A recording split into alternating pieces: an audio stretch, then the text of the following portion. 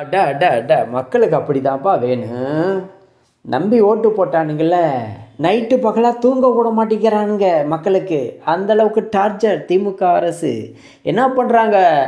13 கிராமம் அழித்து அங்கே பரந்தூர் விமான நிலையம் ஆரம்பிக்கிறாங்க. இங்கே இன்னைக்கு மதுரையில் பார்த்தீங்கன்னா விமான நிலையம் விரிவாக்கம் என்ற இதில் 633 ஹெக்டேர் ஊர் பரப்பளவு எல்லாமே கட்டின வீடு, அதை இடித்து அதை விமான நிலையம் விரிவாக்கம் பண்ணலாம்னு போலீஸை குமிச்சிருக்காங்க. மக்கள் நைட்டு பகலாக ரோட்டில் தூங்கி உள்ள அதிகாரியை வர விடாமல் தடுத்து தூங்கிட்டு இருக்காங்க இரவு பகலாக. இது தேவையா மக்களுக்கு? யாருக்கு ஓட்டு போடுவோன்னு யாருக்கு போடக்கூடாதுன்னு தெரியலையே. டிஎம்கே வந்தாலும் அதே தான், ஏடிஎம்கே வந்தாலும் அதே தான். ரெண்டு திருட்டு பையன்கள் தூக்கி ஓட்டு போடுற வரைக்கும் மக்களுக்கு இது மாதிரி தான் இருக்குது. நாம் சொல்லி என்ன பண்ணுறதுங்க? சொல்லுங்க பார்க்கலாம். அமைச்சர் மூர்த்தியிடம் எல்லாம் பேசியிருக்காங்க ஊர் மக்கள் என்ன சொல்லியிருக்காங்கன்னா, எங்களுக்கு தனியாக ஒரு இடத்த 3 சென்ட் ஒதுக்கி அங்கே ஒரு வீடு கட்டி கொடுத்தா நாங்கள் போவோம்னு சொல்லியிருக்காங்க.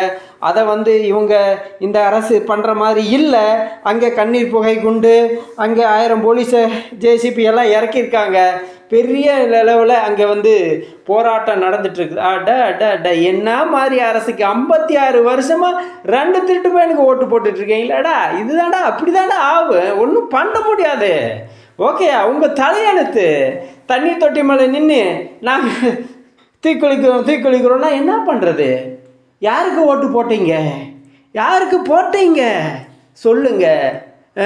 56 வருஷமாக இந்த நிலத்தை சூறையாடி கொண்டிருக்கிற கார்ப்பரேட் கம்பெனிக்கு வேலை செய்து கொண்டிருக்கிற இந்த டிஎம்கேக்கும் ஏடிஎம்கேக்கு தாண்டா மாறி மாறி ஓட்டு போடுறீங்க.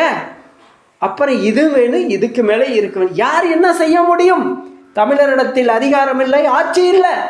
நாடோடிகளாக நாங்கள் இந்த சொந்த நிலத்திலே நாடோடிகளாக நாங்கள் தமிழர்கள் அண்டி பிழைத்து கொண்டிருக்கிறோம். என்ன பண்ணுறது? யாருக்கிட்ட போய் சொல்ல முடியும்? பதவி இருக்கா, பணபலம் இருக்கா, என்ன இருக்குது? அதிகாரம் இருக்கா?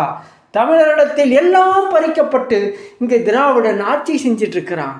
அவனுக்கு இந்த நம்ம நிலத்தை பற்றி அவனுக்கு கொஞ்சம் கூட கவலை இல்லை. அதுதான் உண்மை.